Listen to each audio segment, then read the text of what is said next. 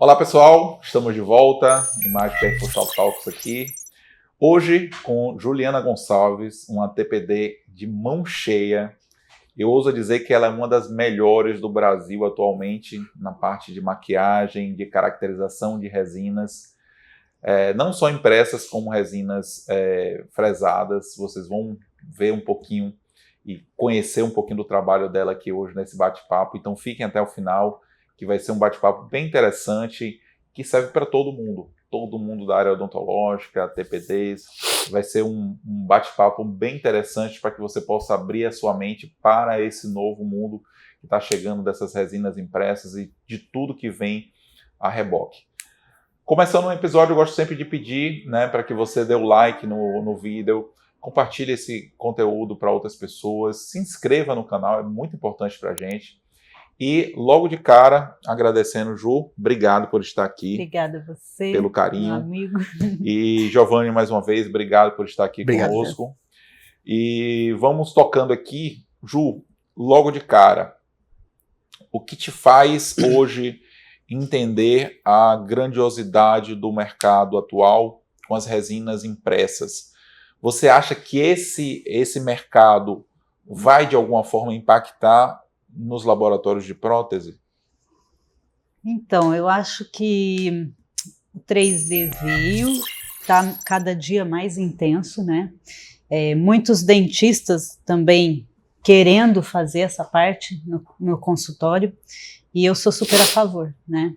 Eu sempre falo nos cursos, eu ensino dentista, ensino protético a fazer maquiagens também, e eu falo, tem que fazer mesmo. Seus provisórios, suas coroas, né? Hoje com as resinas com carga cerâmica, eu acho que tem que fazer. Agiliza para o dentista e a gente pode, no laboratório, desenvolver outros trabalhos, ao invés de ficar fazendo provisório, não menosprezando esse tipo de trabalho, né? Que é super necessário, mas a gente, ao invés de estar trabalhando em cima de um provisório, pode trabalhar melhor em cima de um silicato, uma resina composta. Então, eu acho que os dentistas têm que fazer mesmo e levar também essa agilidade para o paciente, né? Porque eu até conversei com um dentista essa semana que quer começar a fazer, né, no próprio consultório, e ele falou, porque eu vou mandar um provisório para o laboratório, quer me entregar em 7 dias? Ah, não, você tem que fazer no consultório mesmo, provisório, escaneia, desenha rapidamente, a gente tem vários recursos aí, imprime, se for preciso maquia, na hora, tá pronto, né?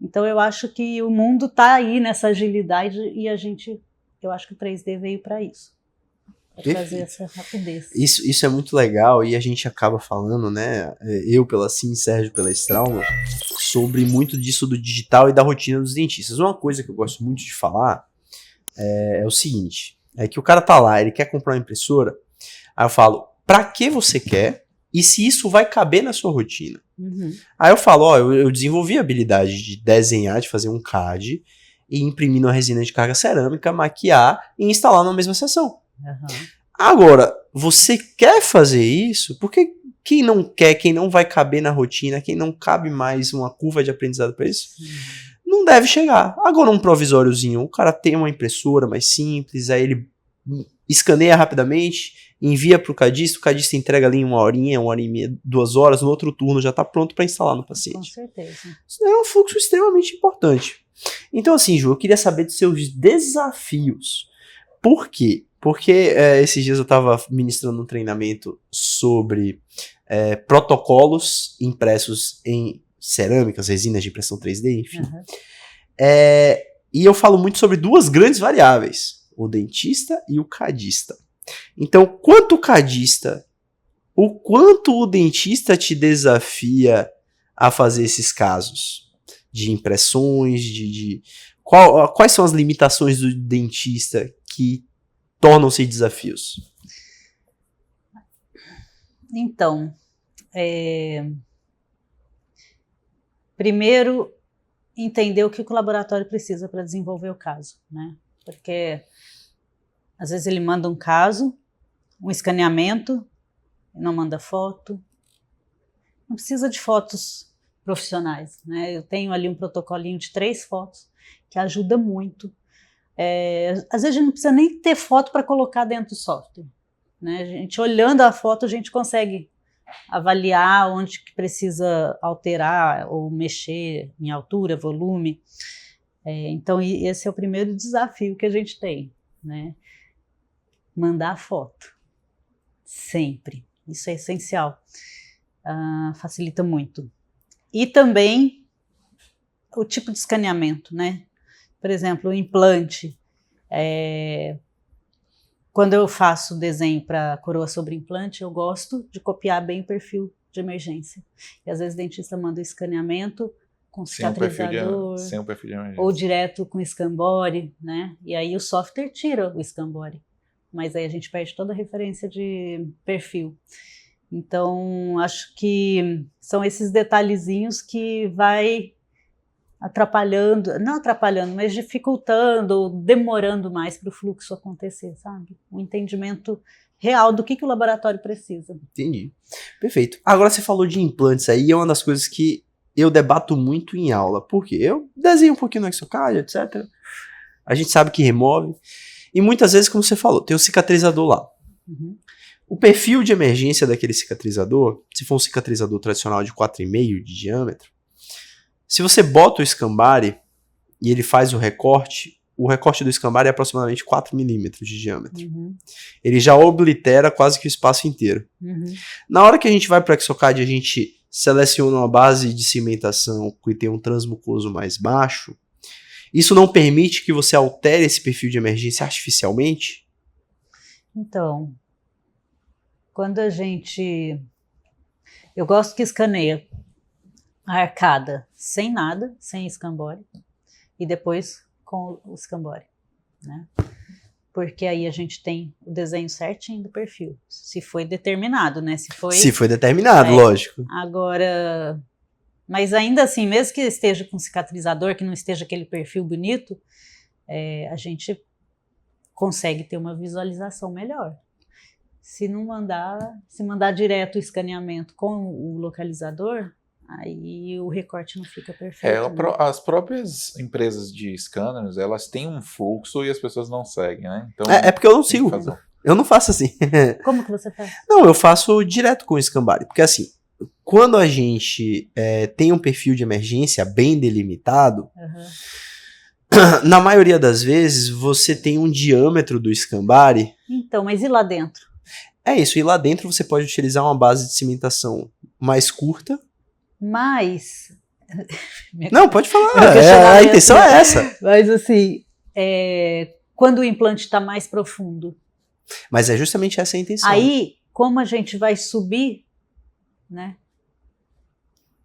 Eu acho sempre que a gente ganha bastante se a gente fizer esse fluxo, né? Eu gosto. Escanear com o cicatrizador, depois você apaga só o cicatrizador, escaneia de volta ele sem o cicatrizador no último momento. Isso. Porque você não colabou aquele tecido, você pegou aquele perfil bem copiado. Isso. Depois você vai para a oclusão e por final você bota o escambore. Né? É porque assim, o cicatrizador ele fica fora da gengiva, certo? Normalmente esse cicatrizador, se o implante foi bem instalado, ele vai ter 4,5 milímetros de comprimento, 3,5, 5,5, vai estar nessa faixa. Se você usa uma base de cimentação de 0,5 ou de 2,0 ou até de 3, se o implante estiver um pouquinho mais enterrado, você consegue começar a desenhar aquele perfil de emergência a partir do final do transmucoso. Exatamente. Então, dessa forma, você consegue alterar esse perfil de emergência artificialmente para um perfil que não existe ainda e você cumprir as regras que, por exemplo, a gente tem no trabalho do Thomas Enquevichus para ter pressão tecidual e ter perda óssea zero. Dá certo, mas já peguei casos que, assim, por vestibular estava muito profundo, por palatina já não estava tanto, sabe? Ou vice-versa, agora eu não me lembro como era o caso. Mas tinha um desnível bem grande. Bem ou por mesial e distal. Se eu não me engano, a mesial estava mais profundo. E por distal estava mais rasinho. Eu acho que se ganha muito quando você E aí, como é que a gente vai copiar isso daqui? Mas aí é a questão que eu falei do desafio. O dentista não fez o trabalho direito. Mas aí quando reescaneia e consegue moldar, né? Escanear esse perfil, pelo menos nesse caso onde estava mesial, aí a gente consegue copiar isso na coroa. Isso, porque assim, para quem tá assistindo a gente não sabe, a gente consegue fazer isso tudo de forma artificial. Só que tem uma grande limitação. Se o dentista não faz o trabalho dele direito, não faz o perfil ósseo, que é toda a parte mais crítica, é o perfil ósseo. Uhum. Se ele não faz um perfil ósseo adequado, o que é que acontece? Você pode fazer no software da maneira que eu tô falando. Uhum. Só que se você acabar invadindo o tecido ósseo com essa prótese, a prótese não vai encaixar. Não vai entrar. E se você forçar a barra para encaixar, o que vai acontecer? Vai perder osso. Vai perder osso, vai gerar uma inflamação, vai ter uma necrose gengival no paciente. Exatamente. Então, na verdade, acho que não é nem uma limitação de software, mas a gente que desenha, a gente que, pelo menos quem entende um pouco mais de CAD, sabe que não deve fazer isso porque subentende-se que há uma limitação. Essa limitação, na maioria das vezes, se o dentista ele fez o trabalhinho dele direitinho, de perfil ósseo, de desgaste ósseo na hora da instalação do implante ou na hora da reabertura, você pode fazer todas essas manipulações. Sim. Só que é isso, eu acho que em todo caso... né? Na verdade a maioria, né? Nem todo caso chega assim tão redondo, né? Exatamente. E aí ajuda bastante quando é feito esse escaneamento. Eu preconizo sempre, assim, todas as aulas que eu dou, né, de digital, eu sempre, pela Strauma, eu bato muito nessa questão de você seguir a regra do fluxo. E isso vai trazer resultados melhores para ele. Mais previsível, né? Mais previsíveis. Então, fazer toda aquela sequência, escanear, apagar o provisório só na última etapa, e aí você vai lá em boca, saca aquele dente provisório, um cicatrizador, o que for, para que você consiga copiar naquele último momento ali aquele perfil, né? A gente vê as postagens lá do Gustavo Santana e gosta pra caramba, né, de ver aquele perfil bonito, aquele escaneio, porque justamente ele teve o cuidado ali de fazer, de seguir toda a sequência, né, que eu acho que é o interessante. Mas eu vou lhe dizer, todas as aulas que eu dou, eu sinto muita dificuldade que o aluno pegue essa informação. Ele tem uma tendência a querer burlar essa etapa, né, que talvez isso que o Giovanni tenha falado, né? Ou às vezes também é não saber como é feito depois que o escaneamento chega pra gente, né? Talvez ele nem imagina. Não imagina. Que aquela informação vai estar sendo fornecida para o software de CAD. E que se ele não fizer e escanear direto no Scambori, a gente vai perder informação. Sim. Né?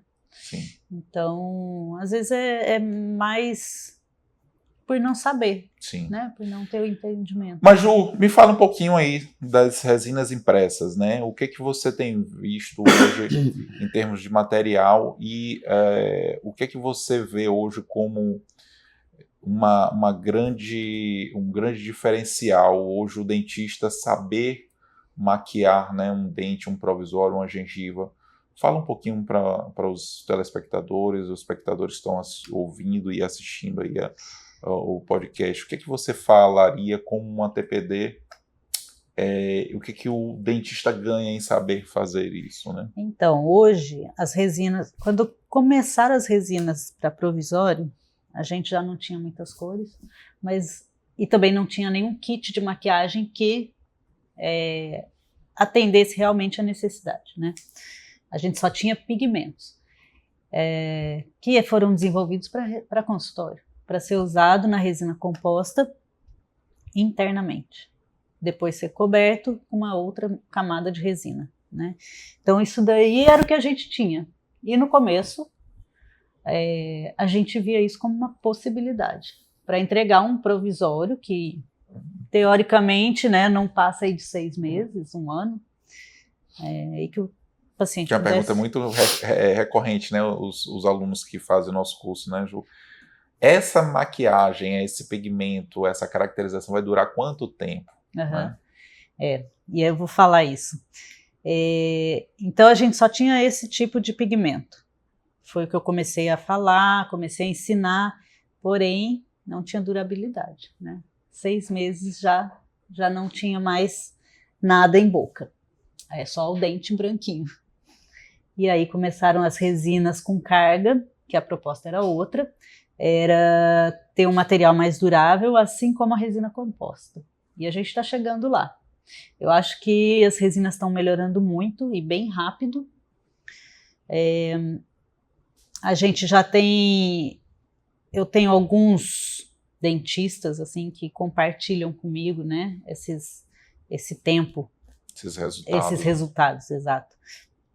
E eles estão gostando muito, sabe? Tá falando que assim tá quase uma resina composta. A gente hoje tem resinas com quase 60% de carga, né? No começo, as primeiras resinas eram 30, 20, 25.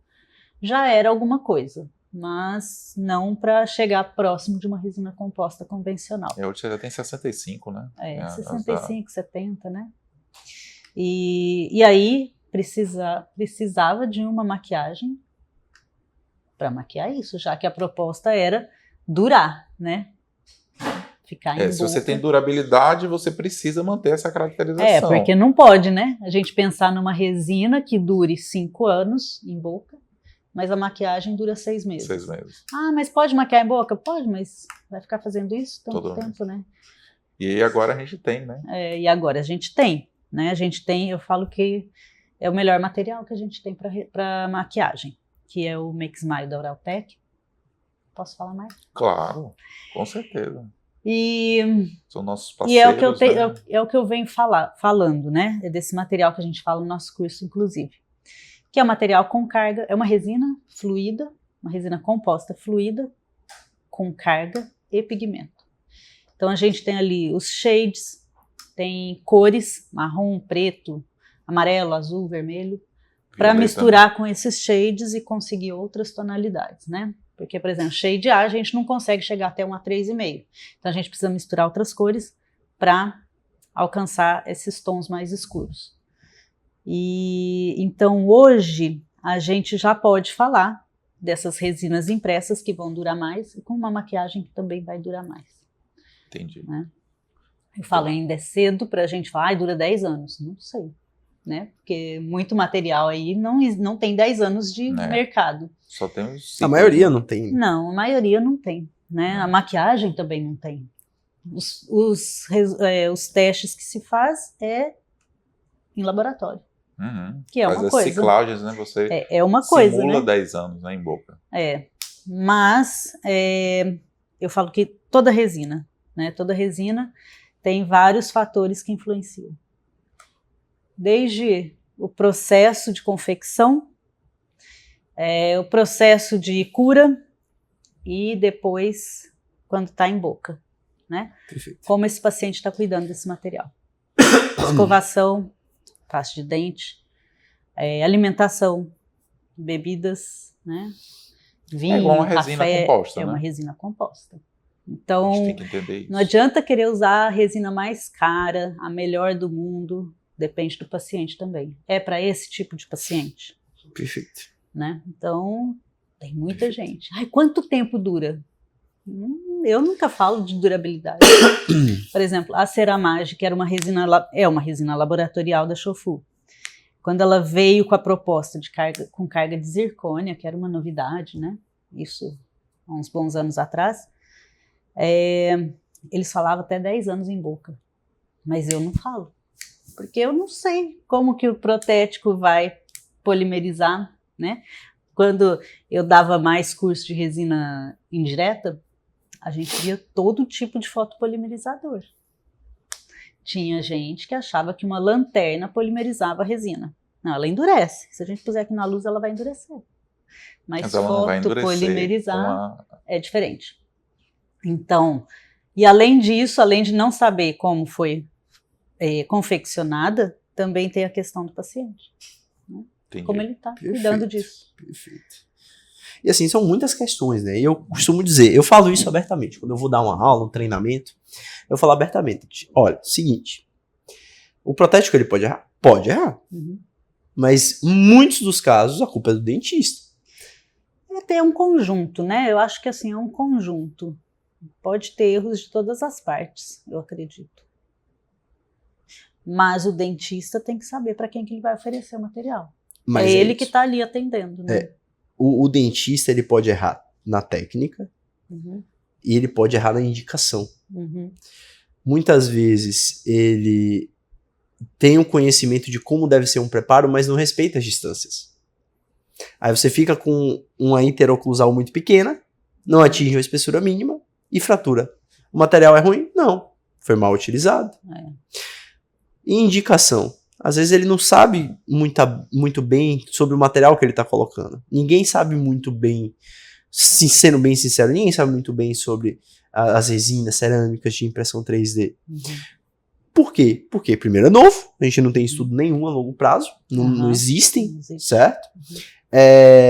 Ninguém sabe sobre os aspectos técnicos, e toda vez que o material muda, a gente tem que repensar os materiais que a gente já existem para utilizar. Por exemplo, eu falo muito de erro de dentista porque eu vejo muito isso. Um colega me mandou outro dia um escaneamento e eu falei, ó, você vai ter que colocar um mini pilar angulado aí. Colocou o mini pilar angulado. Resultado, por causa da angulação e do tamanho do mini pilar, diminuiu o espaço interoclusal. Eu falei, ó, esse caso, se você fizer com link, vai quebrar, tem que ser sem link.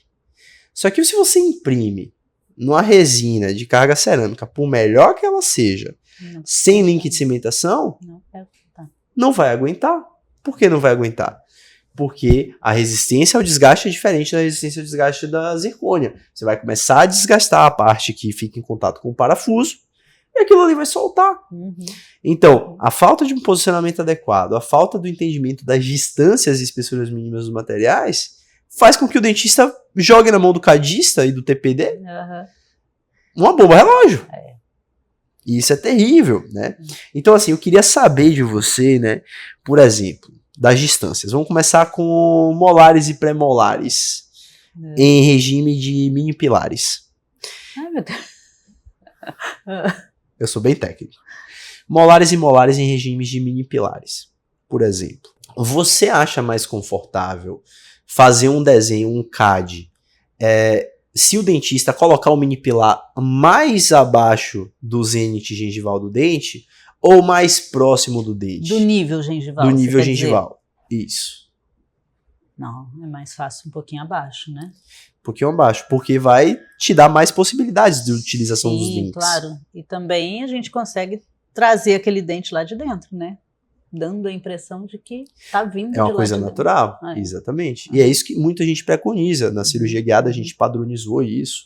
A gente faz os planejamentos considerando o zênite gengival ideal, porque justamente se você consegue desenhar lá de dentro, você consegue condicionar o tecido e alterar aquele CAD do tecido. Porque quando tá muito no nível ou um pouco acima, não fica uma cervical bonita, né? Fica aquela coisinha redonda. Assim. Aquela barriguinha pra fora. Aquela barriguinha que a gente não sabe o que faz com aquilo. Exatamente. Então é mais fácil quando tá mais subgengival. Perfeito. E falando sobre espessura mínima de material, muitas vezes no CAD, quando eu mando para fazer um CAD, para fazer um caso, eu já falo, ó, isso daqui eu quero sem link ou com link, para respeitar a espessura mínima de material. Quais são as espessuras mínimas dessas resinas de carga cerâmica que a gente tem hoje? Então, você tem feito muita resina com carga cerâmica sobre link?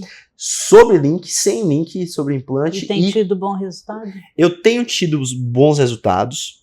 Eu padronizei algumas resinas para utilizar com link e outras sem link. E tenho uma preferência para sem link, para uma resina com mais carga cerâmica. E com link, se forem próteses múltiplas, resinas com uma maior resistência flexural. Tá. Então, porque assim, vai de perfil de laboratório, né? Meus clientes, eles não querem resina impressa sobre implante, nem para provisório. Nem para provisório. Mas é o perfil dos clientes que eu tenho, entendeu? Então, eu não consigo nem opinar, né? Porque eles não querem.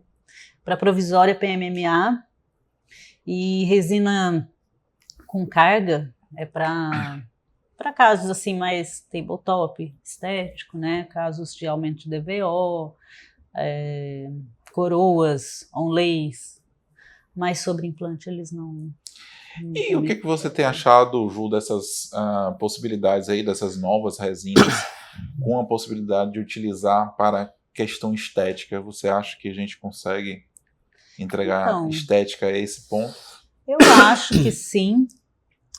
Inclusive tem algumas que já vêm com HT, LT, enfim. Isso, tem né, a resina da FGM, que tem a diferentes opacidades, né? Uma resina bem boa, bem bonita também. Mas para dente anterior, a gente faz mais de silicato lá no laboratório. Sim. Ou, eu até postei hoje no Instagram um TBT aí de um caso que eu fiz há muitos anos. Eu fazia muita resina indireta de dente, fazia reabilitação mesmo. Em dente anterior, eu fazia bastante. Mas hoje meus clientes já estão mais posterior resina, anterior cerâmica. Inclusive tem a doutora Adriana aqui de Salvador, que ela faz muito caso assim. Posterior resina fresada e anterior de silicato. Entendi. Mas você acha que a gente consegue chegar e vai chegar nesse ponto? Consegue sim. Vai ser uma resina composta, né? Como uma resina indireta.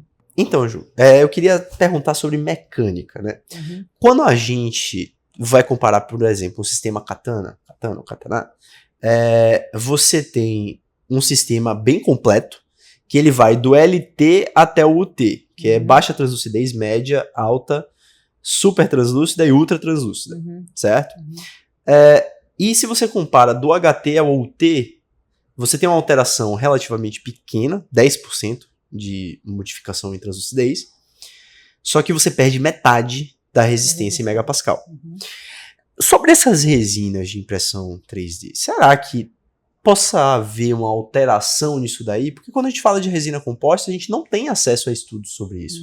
Eu acho que até a indústria não quer que a gente veja muito sobre isso, sobre as perdas que acontecem. Mas você acha que deve ter alguma diferença, que isso é algo a se estudar? Como é que a gente está nesse ponto? Eu acredito que não tenha, né? Porque a gente tem as resinas, a única que pelo menos que eu conheço que tem essa diferença coisa é a de Voxel. opacidade é a Voxel. As outras não têm diferença de opacidade, né? Então, por exemplo, a BioCrown tem A1, A2, Bleach, então não tem diferença de opacidade. A outra da Straumann também não tem. Então, é uma pergunta pra gente fazer, né? No futuro, na edição 2. Isso eu não vou saber também. Então, beleza, porque assim, a gente tá vendo esse movimento e o que a gente tem de uso diário, que a gente já tem experiência, são todas LT. São todas de baixa translucidez. Então a gente sabe da resistência mecânica aquilo, a gente sabe da resistência ao desgaste de cada um. Então, na verdade, eu acho que não são LT. No meu entendimento, assim, o que eu vejo ali é um MT. Um MT. Por exemplo, a BioCrown, ela tem uma certa translucidez. Se a gente comparar com a resina de provisório da MakerTech, né, a BioProv, a BioProv é totalmente opaca. A BioCrown, ela tem translucidez. Então, se a gente faz uma peça mais fina, ela vai mostrar mais o substrato. Se faz uma peça mais grossa, ela tampa um pouquinho. Eu acho as da Sprint Ray muito opaca. Muito opaca. Então, comparado às outras, é mais opaca. Eu também provei a da Horus, que eu achei bem opaca também.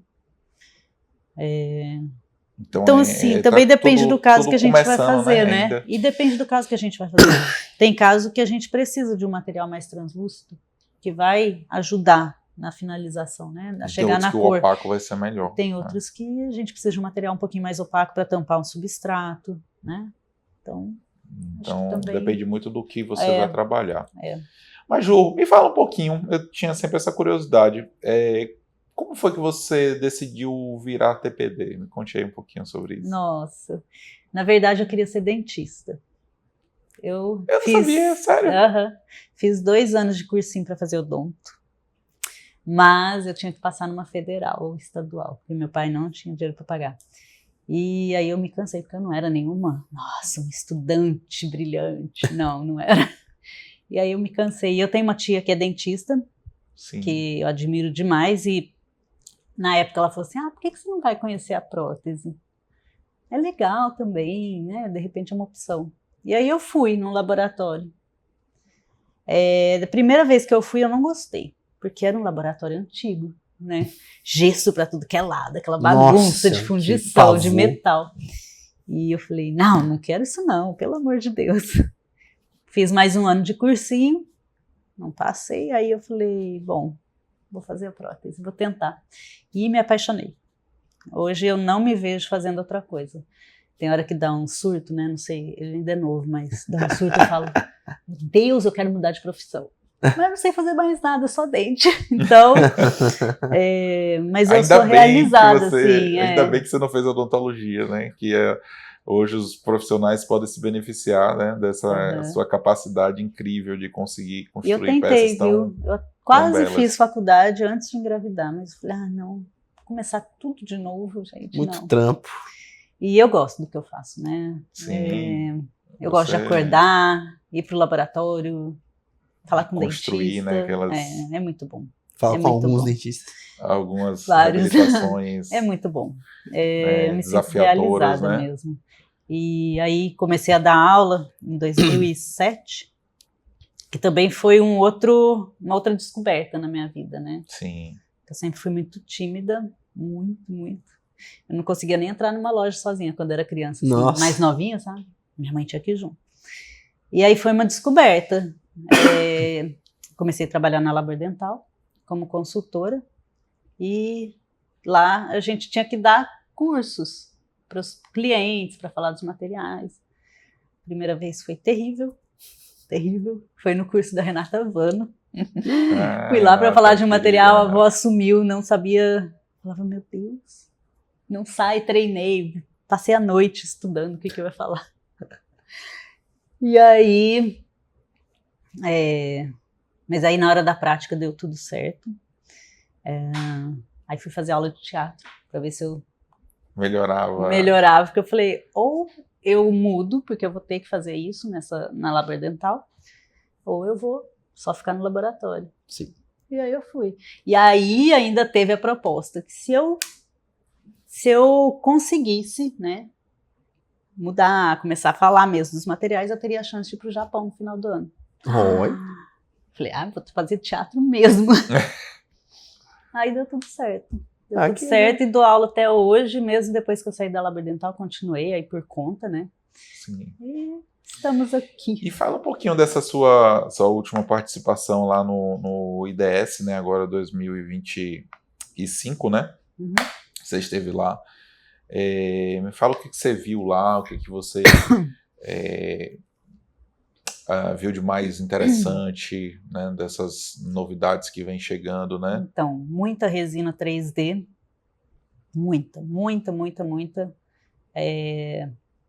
resina com carga. Que até o Newton Fall soltou um vídeo, né, falando que até ele está se rendendo a isso, né, que ele acha que já estamos prontos para usar esse tipo de material. E assim, você acha que nessa virada aí, né, desse novo material, a gente vai ter muita coisa vinda da China, muita coisa vinda de outros países mais europeus, mais americanos? O que você viu assim no IDS, assim, quem vem assim com uma proposta mais agressiva? É aquilo que a gente sempre vê hoje no mercado como um todo, os chineses assim mais agressivos? Muito, né? Muito. Empresas de scanners chinesas, né, como Shine 3D, Runnis, que é o scanner que eu tenho, eles vão com tudo mesmo. Entendi. Mas as resinas eu acho que tinha bastante marca europeia, americana, brasileira, né? O Brasil também está desenvolvendo boas resinas e está cada dia melhor, né? Então a gente também não... Para a gente importar uma resina, chega aqui muito caro, né? Sim. São materiais mais complicados para importar. Sim. Então a gente tem bastante coisa boa aqui no Brasil também. Tem muita fábrica realmente com... A gente tem marcas que são bem consolidadas aqui no mercado, com certeza, né? Com uma quantidade de material incrível, né? Com um portfólio imenso. E até resinas que custam aí bem barato. já estão melhorando, já estão, né, mudando mesmo. Eu acho que pra gente é bom. Sim. Né? Porque depender de uma resina importada é complicado, né? Você comprar uma resina de R$3.000, o pote, mas vem muito, tá? Mas uma cor, né? Quanto tempo vai durar esse pote? É um investimento alto. E a gente tem várias... Para quem usa bastante, vários realmente materiais aqui que são muito bons. Isso aí. Ju, deixa eu te falar, puxar um pouquinho a sardinha pro meu lado, falar um pouquinho de implante de novo. Vamos lá. Protocolo, vocês trabalham lá com protocolo? Como é que tá isso? Pouco, tá?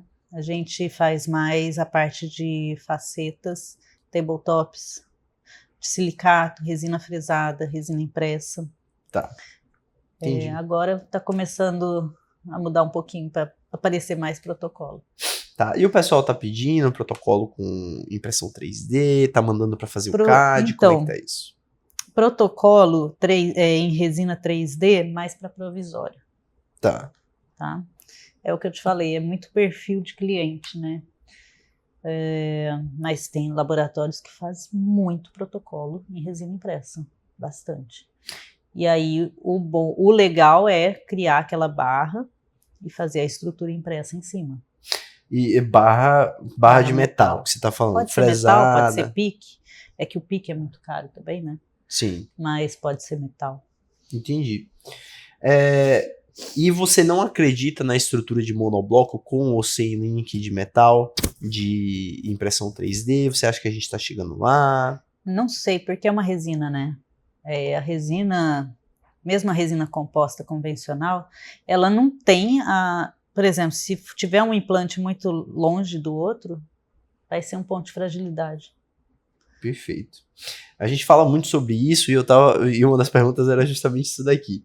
Se você tem um material que ele está sendo desenvolvido, ele está sendo proposto para protocolos, será que talvez o ensino não deve começar a se adequar para esse tipo de material também? Por exemplo, hoje a gente tem uma grande demanda de A1-4 em detrimento da A1-6. E a A1-6 mandibular quase que não existe. Será que, conforme esses materiais vão se desenvolvendo e vão melhorando, colocar mais implantes em casos de arcos totais, de um ponto de vista de materiais mesmo, será que isso não seria mais interessante por causa dessa questão, desse ponto de fragilidade? Pode ser. Mas também, por que não usar a barra? Eu penso no não usar a barra pelo seguinte, a gente está num nível de material que a gente tem uma certa confiabilidade. Se você tem uma barra, você tem mais um material na equação. A gente, se for olhar nas normas ISO para desenvolvimento de estudos em relação à resistência de materiais, você tem que ter pelo menos 2 milímetros de espessura para fazer valer aquela resistência mecânica. A resistência flexural, ela é mais sensível ainda à espessura de material. Sim. Então, quando a gente fala em arcos totais, a resistência flexural, ela é especialmente importante. Sim. Certo? Não vamos falar de módulo de elasticidade, porque praticamente não tem, mas falando de resistência flexural, ela se torna mais crítica ainda em questão de espessura mínima. Então, se você tem uma opção de fazer com barra e sem barra em monobloco para arcos totais, talvez não reduzisse, lógico que isso daí é termo para estudo científico, mas talvez de um ponto de vista teórico, talvez isso não reduzisse a chance de fraturas dessas estruturas. Não sei te falar. É papo pra estudo. Isso é bem curto. Isso daí eu não sei te falar, de verdade. É assim, eu penso, né? Toda resina acrílica, fresada, impressa, composta, eu tenho medo. Sim. Pode ser que eu esteja errada. É. Pode ser que eu esteja errada. Não Mas penso dessa eu tenho maneira. medo. Por exemplo, ontem mesmo um protético da Argentina me perguntou se dá para fazer 2 press e um molar cantilever em resina impressa. Falei, eu não faria. PF1 eu também não faria. Prótese sem faria. dente, com espessura pequena, eu também não faria.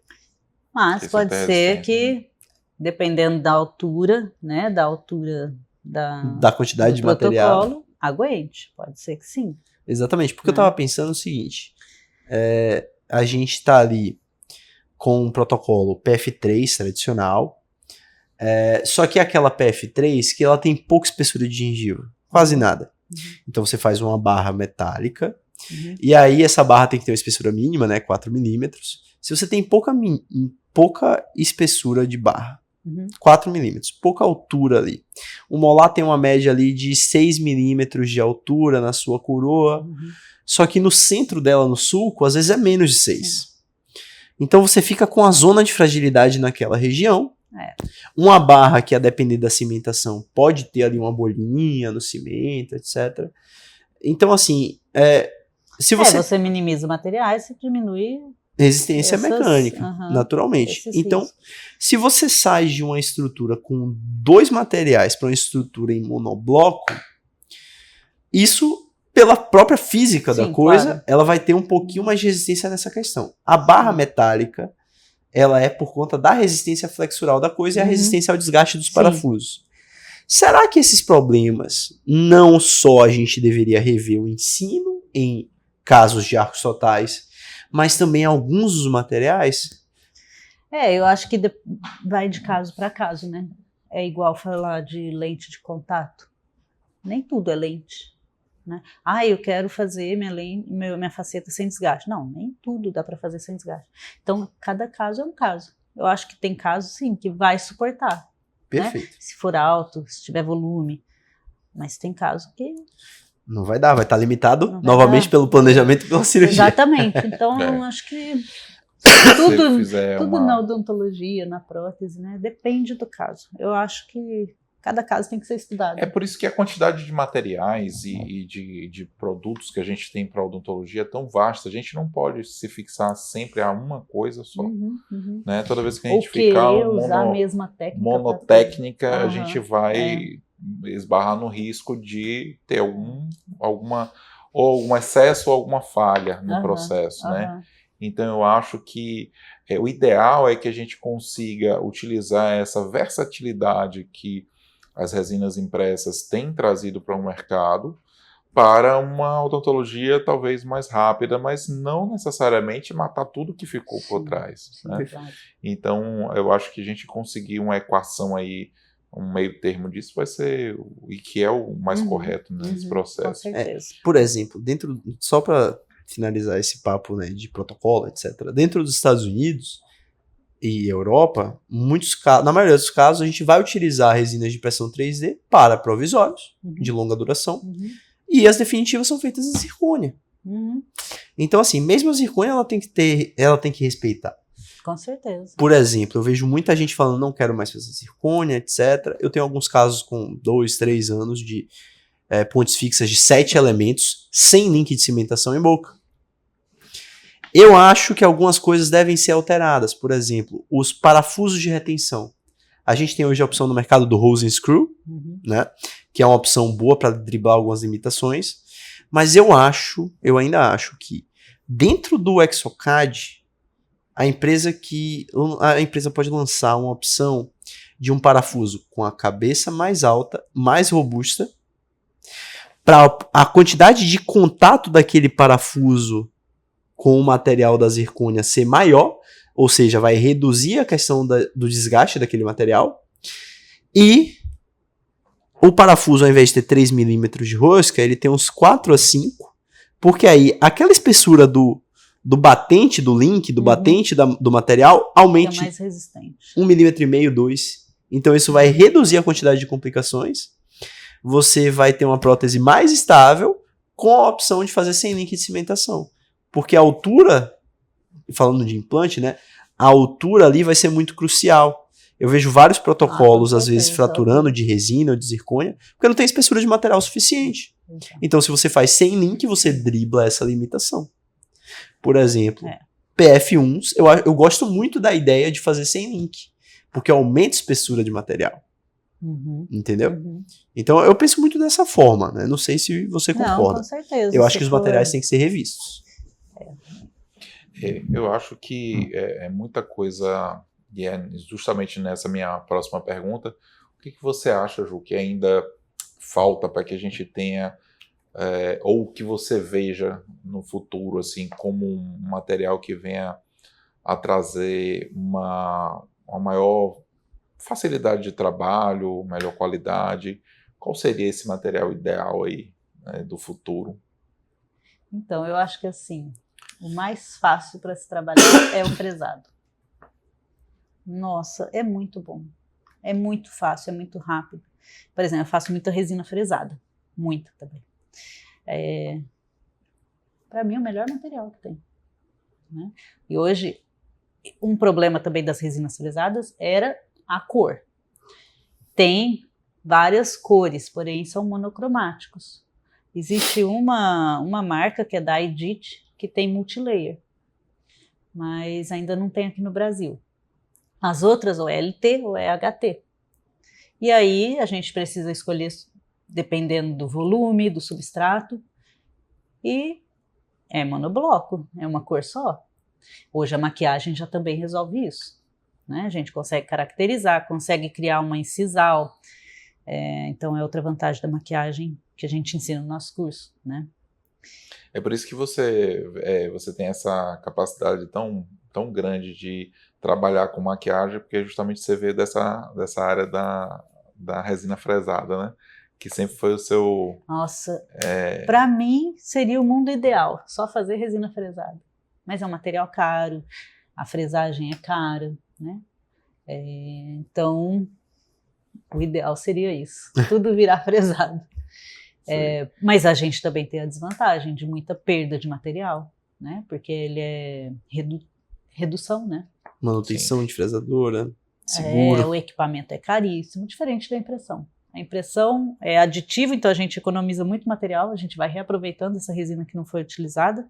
A fresada não, eu tenho blocos lá, mais da metade jogado fora, não tem o que fazer com aquilo. O preço das impressoras, né? Mesmo uma impressora mais cara, ainda é muito mais acessível do que uma fresadora. Sim. A manutenção e também o material, né? Os blocos de resina são caríssimos, mais caro até, ou quase igual um de silicato. Sim. E hoje você acha que o de silicato, ele dentro da sua rotina, né, injetado, você acha que ele substitui o fresado? Com certeza.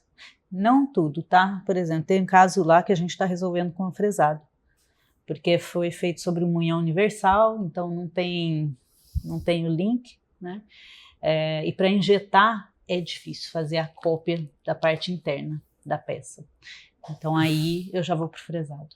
Alguns casos eu acho que realmente a gente tem que fresar o de silicato, para não ter que usar a zircônia. Porque a zircônia tem algumas limitações, assim, vamos dizer, não é limitação, é um material que reflete muita luz, então dependendo do dente, se é um incisivo central, a gente pode ter mais dificuldade para maquiar e chegar na cor, entendeu? Então, esse caso mesmo é um central, a gente está resolvendo com a fresada, silicato fresado.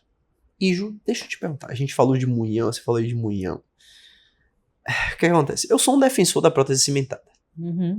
Só que eu tenho um pavor a munhão universal. Você acha que já não tá na hora de a gente abandonar completamente o munhão universal e quando precisar de uma prótese cimentada, trabalhar com um munhão personalizado em zircônia? Com certeza. Terrível trabalhar com aquilo. Não, porque assim, se a gente quer tentar injetar uma peça, é impossível. Não é impossível, mas dificulta muito. É super fino, então às vezes lá dentro pode dar uma bolinha no revestimento. É complicado, né? Então a saída mesmo é fresar, não tem outro jeito. E assim, o munhão, por muito tempo, ele foi utilizado, e é hoje, até hoje, utilizado para suprir posições de implantes inadequadas, né? Subótimas. Então, assim, eu muitas vezes, em muitos casos que eu pego, essa semana eu peguei um caso mesmo, 2 coroas em IMEX, feitas sobre munhão personalizado, uma delas com supuração e bolsa, certo? Então, assim, a pessoa que normalmente trabalha com esse munhão está trabalhando sobre um implante que não tem uma posição tão boa, vai fazer uma cimentação que você não tem controle sobre o excesso de cimento. Já no munhão personalizado, você consegue trazer para fora da gengiva e aquela linha de cimento ficar totalmente longe de tecido ósseo, reduzindo drasticamente os níveis de periimplantite relacionados a esse cimento. Então, assim, eu vejo isso como já um avanço necessário. Só que, infelizmente, você ainda tem muito fluxo de munhão. Não. Universal? Não. Não. É um casinho ou outro que aparece. Eu faço muito sobre link. Muito link. Muito link. Você acha que, assim, hoje a gente precisa, nas nossas restaurações, mais dureza ou mais reprodutibilidade? Assim, no seu ponto de vista, né, Então, como laboratório. Depende. Muitas coisas dependem. Por exemplo, tem vários dentistas, né, que preconizam muito posterior em resina, anterior em cerâmica, justamente para não ter tanta dureza, né, para ter uma dureza mais controlada, vamos dizer. E eu concordo, eu gosto desse pensamento, né, que vem lá do Rafael De Curso, e tem clientes que seguem bastante esse tipo de esse protocolo de trabalho. Mas também tem clientes que não abrem mão da cerâmica ou da zircônia. Né? Zircônia são alguns, né? Tem outros que IMEX ou zircônia, tanto faz. Mas, para mim, para o laboratório, a gente avalia o caso para escolher se vai ser IMEX ou zircônia.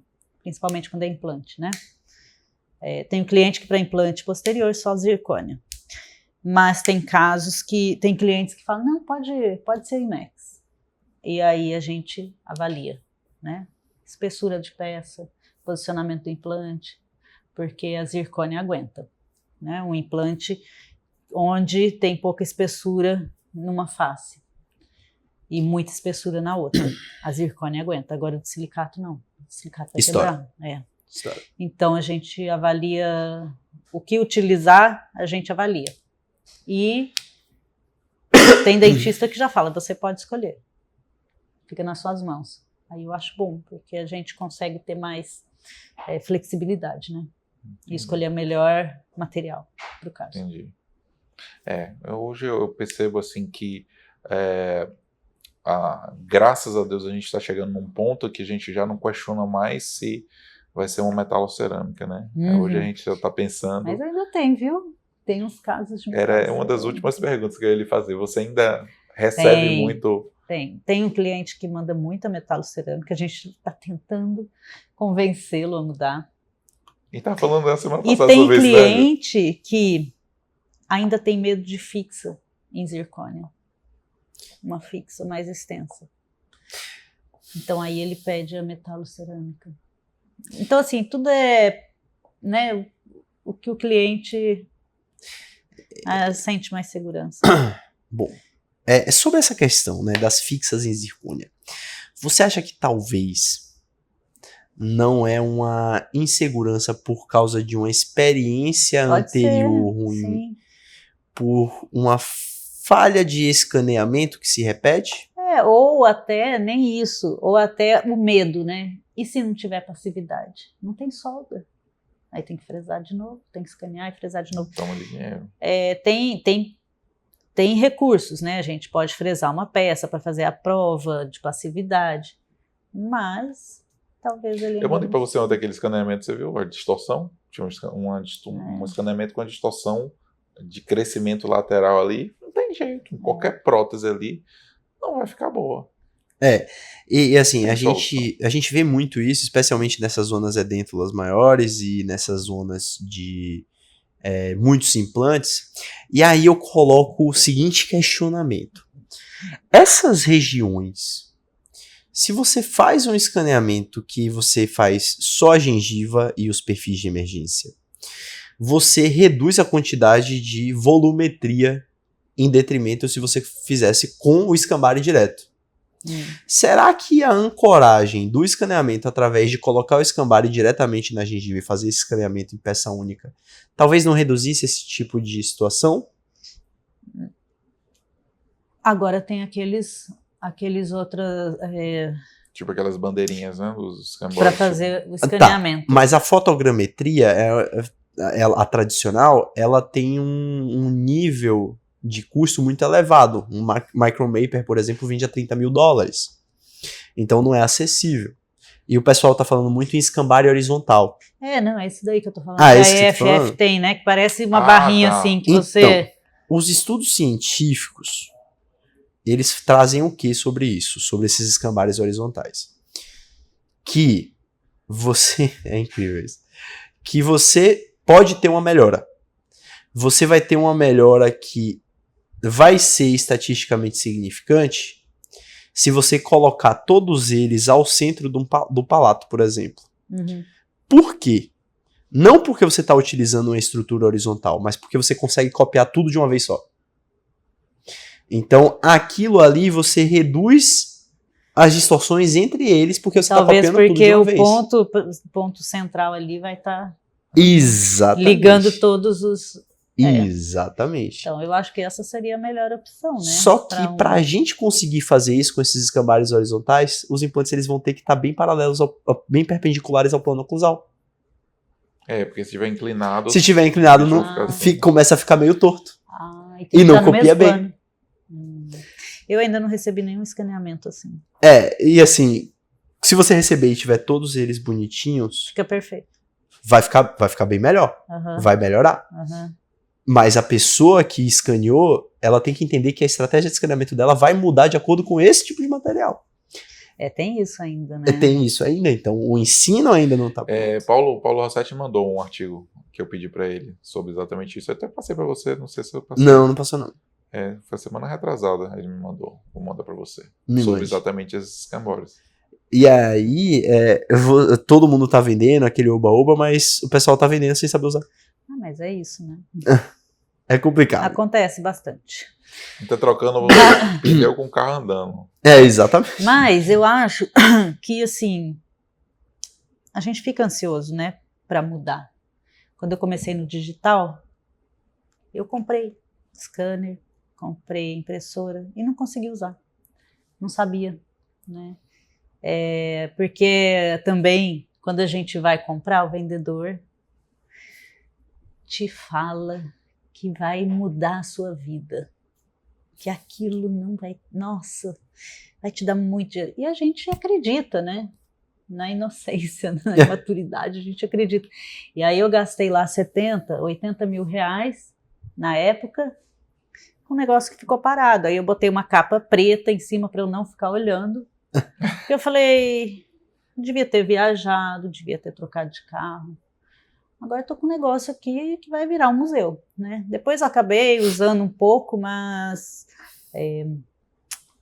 hoje, se eu voltasse no tempo, eu teria primeiro aprendido, para depois comprar. Entendi. Né? Então eu acho que os cursos, por exemplo, né, o nosso curso, onde a gente fala das impressoras, os tipos de impressora, o aluno sai de lá, quem ainda não tem, eu acho que ele sai de lá sabendo o que ele quer comprar, o que é para ele, né? Que faz sentido, né? Que faz sentido para ele. Quantos que já não compraram uma DLP que para mim não faz sentido, mas para ele faz, né?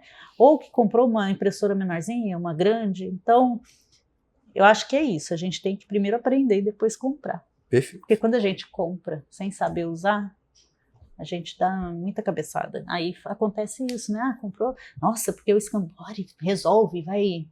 Tá, mas tem as limitações também, né? Aí quebra a cabeça, aí não sabe, não consegue resolver o caso. Então é isso também. Eu acho que as empresas, às vezes, maltratam a gente. Muitas Sim, vezes. porque existe todo um investimento, né? Existe a ansiedade do profissional querer comprar, querer melhorar. Né? O meu sonho na época, eu falava, gente, isso vai resolver minha vida? Eu não vou ter que encerar dente. Se falhar uma injeção, É só imprimir de novo, achando que era só apertar um botão. Quando a impressora chegou, era aquela One Hall. Nossa. Tinha um botão. Eu falei, não acredito, gente. Eu vou saber usar isso. É um botão, não é possível. Imagina, as resinas não eram legais ainda. Eu tinha muita dificuldade com resina. O One ainda era o primórdio do LED ainda. Os LEDs eram bem ruins, não eram monocromáticos. Muito ruim. Demorava pra caramba a queimar cada camada, né? Eu não conseguia entender que tanto tinha que calibrar. Você não podia... olha, é uma complicação. Eu me sentia uma burra. Eu falava, como que teve uma época que quando saiu os LCDs, aí começaram os modelos mais recentes na época começaram a aparecer mono. Aí, a partir dali, os LCDs eram monocromáticos, o que reduzia outras interferências de cores que demoravam a resina a queimar aquela camada. Então, o tempo de exposição, que hoje é de 4 segundos ou 2 segundos, naquela época era de 8, de 10, e para de 12. entender o que era tudo então, isso, é uma luta. Gente, não tinha ninguém que soubesse. Sabe? Ninguém sabia, exatamente. Aí tinha os grupos, aí você fazia uma pergunta, mas vinha resposta de tudo que a gente, você falava, o que eu faço? Quem que eu acredito? Era muito difícil, então eu sempre falo, vai procurar saber antes de comprar, porque é um investimento alto, né? Sim. Uma fresadora. Fresadora eu ainda preciso entender para comprar, né? Sim. Então, eu acho que é isso. Né? Tudo vai chegando, né, no momento certo, na hora certa. E eu acho que o aprendizado, acho que é o que a gente ganha sempre, é aprender, a mexer, a trabalhar. Né? Por isso, a Ju está comigo já há muitos cursos, né? Já 5 turmas com a gente, né? E a gente trazendo cada vez mais informação, né? qualidade, treinamento e a parte prática, né? Os cursos que a Ju trabalha com a gente maquiando com toda a qualidade, toda o beabá, né? A receita de bolo para que você consiga entregar realmente uma maquiagem boa, né? E isso é que importa, né? E com essas resinas agora, essas maquiagens com carga cerâmica, como a gente tem na Oraltec, a gente tem aí condição de ter uma peça com uma longevidade muito boa. Né? É isso mesmo. É isso aí, Ju, estamos terminando aqui o nosso episódio. Queria que a gente sempre pede, né, o convidado que é o momento imagem. Que imagem você faria, o que vem na sua mente, ou que você colocaria assim na sua, digamos, na sua tela do seu computador, ou num retrato assim, que representaria a imagem da sua vida, ou algo que seja muito significante para você? Então, foi a minha viagem para o Japão, que foi a Juliana do interior para a Juliana de hoje. Foi ali. Aquilo ali me fez eu me transformar, literalmente, em vários aspectos. Aprendi a falar japonês, aprendi a dar aula. Eu acho que é isso, o Japão. E era um sonho da minha vida, era ir para o Japão. E eu tive essa oportunidade e foi o que mudou realmente minha vida. Talvez se não fosse aquela proposta, talvez eu teria desistido da parte de consultoria, sabe? Porque para mim foi muito difícil. Tirar... a timidez me brecava muito, né? Sim. Então, acho que é isso. Legal. Acho que é isso. Valeu, Ju. Obrigado aí pelo episódio, né? Por esse bate-papo tão enriquecedor, com coisas técnicas, falando um pouquinho lado, né, de uma TPD que lida ali o dia a dia com todo esse trabalho de um laboratório. E eu tenho certeza que foi muito enriquecedor para muitas pessoas. Agradecer a todos, a Giovanni, mais uma vez, por estar aqui com a gente. E, mais uma vez, sempre eu recomendo no final do episódio, dê um like no episódio, compartilha, segue o canal, né, se inscreve no canal, faz algum comentário, escreve alguma coisa, que isso tudo vai aumentar aí o engajamento e as informações vão chegar para mais pessoas. Ok? Obrigado mais uma vez. Obrigada. Até uma próxima.